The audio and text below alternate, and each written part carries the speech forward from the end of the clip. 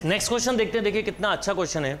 95 का क्वेश्चन है। 3 times of sine x minus cos x to the power 4 plus 6 times of sine x plus cos x का whole square plus 4 times of sine power 6 plus cos power 6। सबसे पहले आपको याद हो मैंने इस तरह का एक फॉर्मूला बनवाया था। a power 6 plus b power 6 को मैं लिख सकता हूँ a square plus B square into a4 plus b4 minus a square B square. इसको भी और एक शॉर्ट में बनवाया था। जितने शॉर्ट फॉर्मूले याद होंगे क्वेश्चन उतनी जल्दी होगा। A square plus B square का whole square minus 3 A square B square.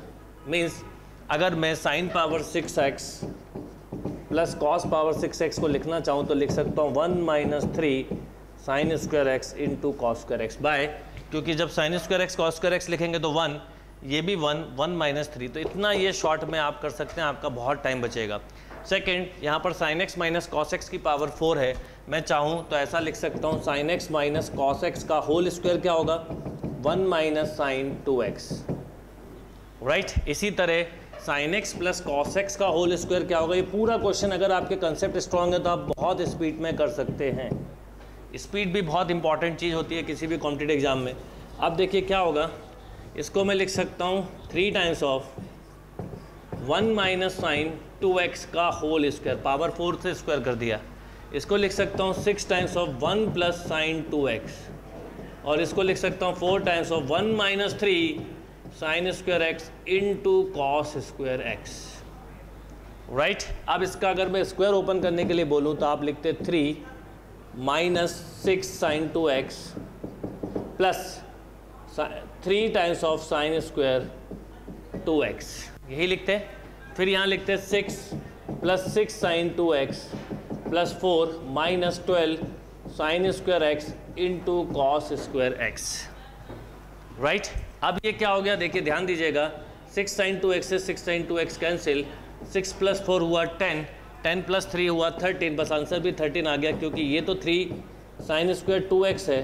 इसको मैं लिख सकता हूँ 12 को 3 times of 4 sign square X cos square x, जिसे हम साइन 2x का स्क्वायर लिख सकते हैं, जो इससे अगली स्टेप में कैंसिल हो जाएगा। तो 13 plus 3 sine square 2x minus 3 into sine 2x का स्क्वायर, ये कैंसिल आपस में, तो answer will be 13, right. Note करिए, ये डायरेक्ट फॉर्मूले अगर आपको क्लियर हैं, एल्जेब्रिक कंसेप्ट क्लियर हैं, तो क्वेश्चन बहुत स्पीड में सॉल्व होता है। चलिए नेक्स्ट क्वेश्चन देखते हैं। देखिए 2000 का क्वेश्चन है, काफ़ी अच्छा क्वेश्चन है। Let F theta equal to sine theta into sine theta plus sine 3 theta then F theta, right. F theta yes. तो अब देखिए क्या होगा, साइन थीटा, अब साइन 3 थीटा का अगर आपको फॉर्मूला क्लियर है तो बस क्वेश्चन सॉल्व हो गया। साइन 3 थीटा क्या होता है 3 sign theta minus 4 sine cube theta. अच्छा, एक साइन थीटा आगे दिया हुआ है तो उससे वो 4 हो जाएगा तो कॉमन हो जाएगा। अभी एक स्टेप लिख देता हूँ, वैसे आपको ये स्टेप नहीं लिखना चाहिए जो मैं ये लिख रहा हूँ। 3 sign theta minus 4 sine cube theta. जितनी स्टेप सेव करेंगे टाइम सेव होगा। सबसे अच्छी ट्रिक मैथ्स में यही होती है, स्टेप सेविंग, और हम वही चीज़ पे कम ध्यान देते हैं। हम स्टेप ज़्यादा लिखते हैं और ट्रिक्स के ऊपर फोकस करते हैं, जबकि ट्रिक्स होती ही नहीं है मैथ्स में कोई। सबसे अच्छी ट्रिक्स ही यही है कि आप स्टेप्स कम से कम लिखें। यानी आपकी पहली स्टेप ये होना चाहिए था 4 साइन स्क्वायर थीटा। अब मैं समझा रहा हूँ इसलिए मेरी स्टेप ज़्यादा होती हैं। 1 minus sine square theta and this is cos square theta, तो 4 sign square theta into cos square theta, इसे 2 साइन थीटा। ये स्टेप की ज़रूरत भी नहीं थी, आप डायरेक्ट लिख सकते थे साइन स्क्वायर 2 थीटा। आप स्क्वायर है और साइन थीटा की मैक्सिमम वैल्यू 1 होती है, मिनिमम वैल्यू स्क्वायर की 0, तो इसका मतलब F theta is always greater than equal to 0 for all real theta. तो कंसेप्ट क्या हो जाएगा, greater than equal to 0 for all real theta, right. Note down. Yes, next question देखते हैं। देखिए 2001 का क्वेश्चन है। क्या क्वेश्चन है, क्वेश्चन है if alpha plus beta equal to π/2 and beta plus gamma equal to alpha then 10 alpha पूछा है, राइट। अब आपसे 10 अल्फा पूछा है, क्या क्या रिजल्ट दिए पहले वो देख लें। अल्फा प्लस बीटा π/2 दिया है, इसका मतलब अगर मैं चाहूँ तो ऐसा भी लिख सकता हूँ alpha equal to π/2 minus beta.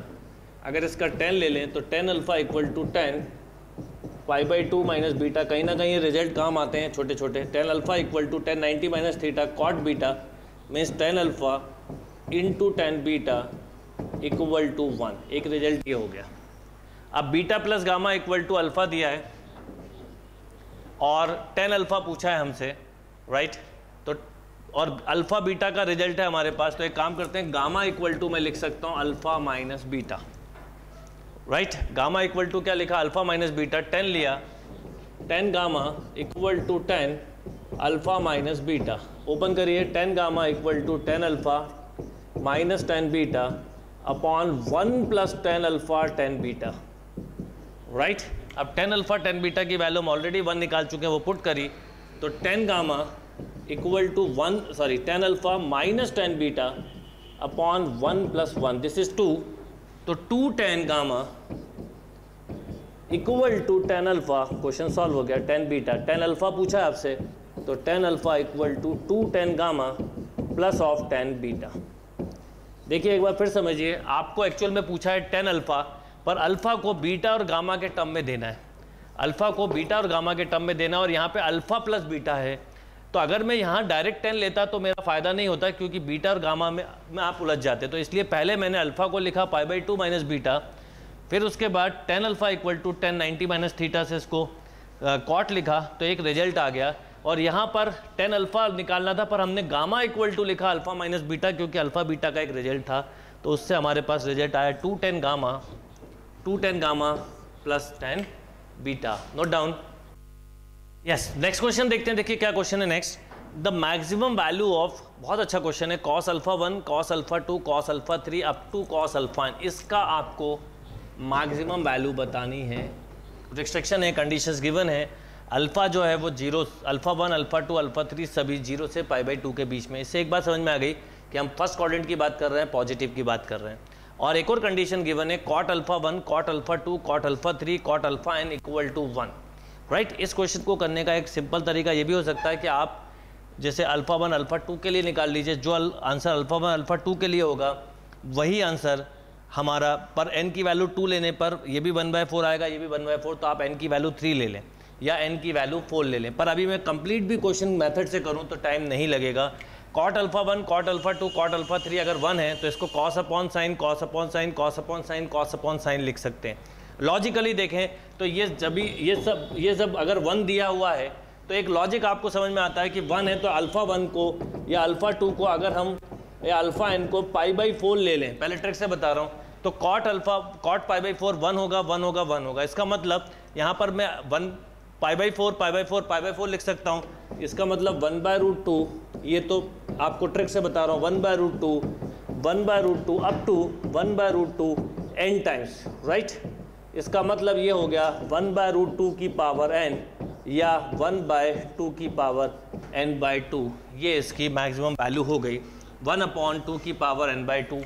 ये सिंपल तरीका हुआ आंसर देने का, क्योंकि cot alpha 1 cot alpha 2 cot alpha 3 up to cot alpha n क्या दिया आपको, 1 दिया है, राइट। एक अप्रोच ये हुई कि अल्फा 1 अल्फा 2 अल्फा 3 सभी π/4 ले लें, तो ये कंडीशन भी सेटिस्फाई होती है और इस पर हमें मैक्सिमम वैल्यू मिल गई। कंप्लीटली मेथड से करना होता तो क्या करते, आप इसे कॉस साइन में चेंज कर देते तो क्या होता, या n की वैल्यू 3 लेके भी कर सकते थे, यानी कई सारी अप्रोच हो सकती है, cos alpha 1 cos alpha 2 cos alpha 3 cos alpha n equal to sine alpha 1 sine alpha 2 sine alpha 3 up to sine alpha n, right. ये आपके पास एक स्टेप आ जाती है। अब आपको इसकी मैक्सिमम वैल्यू बतानी है, तो एक तरीका ये हो सकता है कि हम इसमें कॉस अल्फा 1 का अगेन मतलब इस पूरे को अभी थोड़ी देर के लिए आप सोचिए कि ये एक नया टर्म मान लें x, तो x इक्वल टू क्या हो गया, साइन अल्फा 1 साइन अल्फा 2, या ऐसा भी लिखा रहने तो चलेगा, राइट। अब इसमें वापस इसको कॉस अल्फा 1 का स्क्वायर लिख रहा हूँ मैं, कॉस अल्फा 2 स्क्वायरिंग कर रहा हूँ, अल्फा 2 का स्क्वायर कॉस अल्फा 3 का square up to cos alpha n का स्क्वायर, यानी LHS में कॉस अल्फा 1 का मल्टीप्लाई किया, RHS में भी करेंगे cos alpha 2 cos alpha 2 cos alpha 3 cos alpha 3, ऐसा। तो देखिए क्या होगा, sine alpha 1 cos alpha 1 sine alpha 2 cos alpha 2 up to sine alpha n cos alpha n, right. अगर इन सब में 2 का मल्टीप्लाई कर दिया जाए तो साइन 2a का फॉर्मूला बन जाएगा, पर कितने टाइम, n टाइम, तो 1/2 की पावर एक तरह से n, तो ये क्या मिल जाएगा, sine 2 alpha 1 into sine 2 alpha 2 up to sine 2 alpha n, right. अब क्योंकि इसकी मैक्सिमम वैल्यू पूछी है तो इसका मतलब इसकी भी मैक्सिमम वैल्यू होना चाहिए, और इसकी मैक्सिमम वैल्यू होना चाहिए, मतलब सबकी मैक्सिमम वैल्यू क्या होती है, 1 1 1 1, तो ये मिला 1/2 पावर n, और ये स्क्वायर था, लॉजिकली देखें तो स्क्वायर था, तो इसका स्क्वायर रूट लेंगे, तो इसका स्क्वायर रूट लेंगे तो 1/2 की पावर n/2। ये हुआ मेथड, पर मेथड की जरूरत नहीं है, इस क्वेश्चन को आप लॉजिक से बहुत कम स्टेप में कर सकते हैं, नोट करिए। यस, नेक्स्ट क्वेश्चन देखते हैं। देखिए 2004 का क्वेश्चन है। क्या क्वेश्चन है समझिएगा। Given both theta and phi are acute angle, acute angle है तो मीन्स 90 के अंदर होंगे, एंड साइन थीटा 1/2। देखिए साइन थीटा तो डायरेक्टली दिया है 1/2, अब साइन थीटा अगर 1/2 दिया है तो obviously theta equal to π/6, right. एक बात तो समझ में आ गई। और cos फाई बोला है 1/3, then the value of theta plus phi belong to, किस इंटरवल में बिलोंग करेंगे। अब देखिए cos फाई इक्वल टू 1/3, आपको डायरेक्ट वैल्यू नहीं पता है, इज नो प्रॉब्लम, पर आपको ये पता है कि 1/2 और 1/3 में 1/2 और 1/3 में 1/2 जो है वो ग्रेटर होगा, 1/3 जो होगा वो स्मॉल होगा, क्योंकि ये हुआ 0.5, ये हुआ 0.33। अब cos में क्या होता है आपको पता है, cos में वैल्यू बढ़ना चालू होती है। अगर ये वैल्यू 30 डिग्री की तो cos रिवर्स होता है। देखिए cos और साइन में अगर आपने कंसेप्चुअल क्वेश्चन है, समझाने के लिए लिख रहा हूँ, 0, 30, 60 एंड 90। सपोज 0 पे 0, 1/2, √3/2 एंड 1, और यहाँ रिवर्स हो जाता है 1, √3/2, 1/2 एंड 0। इसका मतलब अगर यहाँ पर ये 1/2 और 1/2 ग्रेटर देन 1/3 है तो cos 5/3 की जो वैल्यू होगी वो π/3 से ज़्यादा, क्योंकि यहाँ पे समझो आप ये 1/2 के बाद 1/3 आएगा कहीं, ये 1/2 है, उसके बाद क्योंकि वैल्यू कम होती जा रही है धीरे धीरे 1 से लेकर 0 तक, तो यहाँ कहीं 1/3 आएगा 60 से 90 के बीच में। तो हम ऐसा बोल सकते हैं कि cos फाई जो है वो बिलोंग करेगा π/3 से π/2 के बीच में।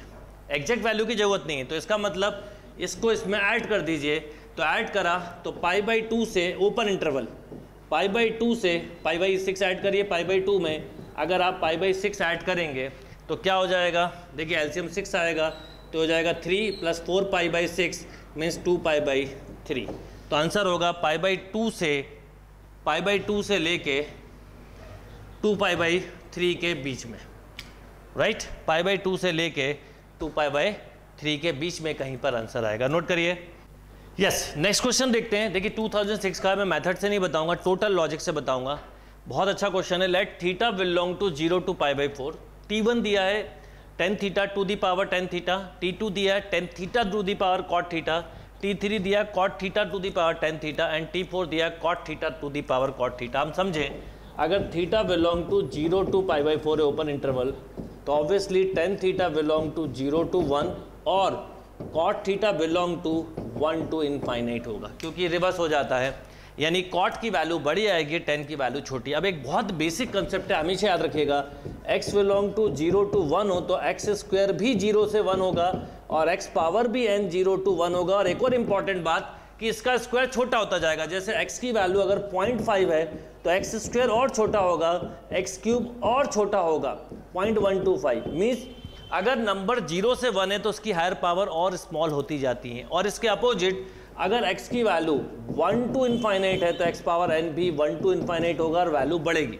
सपोज x की वैल्यू, ये कंसेप्चुअली बता रहा हूँ, 1.1 है तो x स्क्वायर इससे बड़ा ही होगा, राइट। तो अब हम लॉजिक से आंसर देना चालू करें तो देखिए कितने इजीली दे सकते हैं। सबसे पहले समझिए कि cot की वैल्यू 1 से बड़ी है। अगर मैं यहाँ देखूँ तो 1 से बड़ी कोई वैल्यू होगी, थोड़ी देर के लिए मान लीजिए 2 है और 2 की पावर 2 है तो 4, ये एक तरह से सबसे बड़ा होना चाहिए T4, तो T4 सबसे बड़ा हुआ, तो T4 ग्रेटर देन एक ही में दिख रहा है, इसलिए हम ये आंसर वैसे भी लगा सकते हैं बिना आगे चेक किए हुए, क्योंकि यहाँ पर देखिए यहाँ पर 1 से बड़ी वैल्यू और यहाँ पर 1 से छोटी वैल्यू। पर थोड़ी देर के लिए मान लीजिए ये 2 है और 2 की पावर कुछ भी हो तो ये वैल्यू 2 के आसपास आएगी, वहाँ जाएंगे तो ये वैल्यू 1 से छोटी हो जाएगी। ये वैल्यू 1 से छोटी हो गई तो T4 के बाद T3 आना चाहिए, वो भी बिल्कुल ठीक है। फिर T1 और T2 में देखें तो यहाँ पर वैल्यू क्या हुई, 1 से छोटी हो गई और उसकी पावर बढ़ गई। तो 1 से छोटी की अगर पावर बढ़ गई तो और वैल्यू कम हो गई, इसलिए यहाँ पर T2 नहीं आया है, पहले T1 आया है, क्योंकि 1 की पावर यहाँ 1 से छोटा है और उसकी पावर भी 1 से छोटी है, तो उसका मतलब T1 पहले आएगा और फिर T2 आएगा। तो लॉजिक से इस क्वेश्चन का आंसर देंगे तो बहुत टाइम सेव होगा। एक और सबसे अच्छी बात है कि एक ही ऑप्शन में समझ में आ जाता है, क्योंकि cot थीटा की वैल्यू 1 से बड़ी है और 1 से बड़ी पावर भी होगी, सेम पावर होगी, तो सबसे बड़ा T4, फिर क्योंकि बेस बड़ा है 1 से तो T3, फिर यहाँ पर देखें हम तो यहाँ पर बेस दोनों के सेम है। देखिए समझिए, T1 और T2 में बेस सेम है क्योंकि tan थीटा है। अब पावर जिसकी कम होगी उसकी न्यूमेरिकल वैल्यू कम, क्योंकि 0 से 1 में जितनी बड़ी पावर ओवरऑल वैल्यू उतनी कम, तो यहाँ पावर कम होगी, यहाँ पावर ज़्यादा, इसलिए T1 पहले फिर उसके बाद T2। तो right answer T4 greater than T3 greater than T1 greater than T2। Note down. Next question देखते हैं। देखिए 2011 का क्वेश्चन है। क्या क्वेश्चन है? Let P theta such that cos theta minus sine theta, sorry sine theta minus cos theta root 2 cos theta. Q में बोला है Q theta such that sine theta plus cos theta equal to root 2 sine theta be 2 set, then इनमें relation पूछा है। Simple question है, आप समझिएगा। सबसे पहले sine theta minus cos theta root 2 cos theta दिया, इसको हम P बोल रहे हैं। इसकी अगर मैं बोलूँ स्क्वायरिंग करें तो आप लिखेंगे sign square theta cos square theta, इसको 1 मत लिखिएगा नहीं तो आप उलझ जाएंगे। क्यों? अभी बताता हूँ। इसका स्क्वायरिंग किया तो 2 कॉस स्क्वायर थीटा, राइट। इसको ट्रांसफ़र कर दीजिए आप, तो क्या होगा? देखिए cos square theta minus sine square theta equal to minus of 2 sine theta cos theta. एक तरह से मिला आपको, राइट। क्या मिला?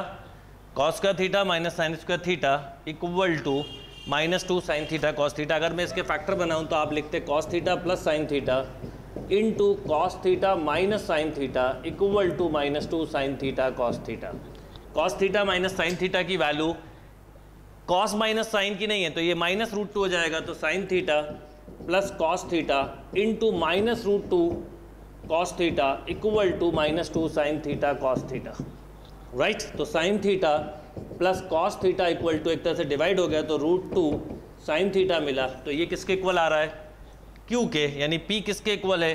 Q के। तो करेक्ट आंसर डी, दिल्ली। ये क्वेश्चन आपको बुक में भी मिल जाएगा, बहुत ही सिंपल अच्छा क्वेश्चन था, नोट करिए।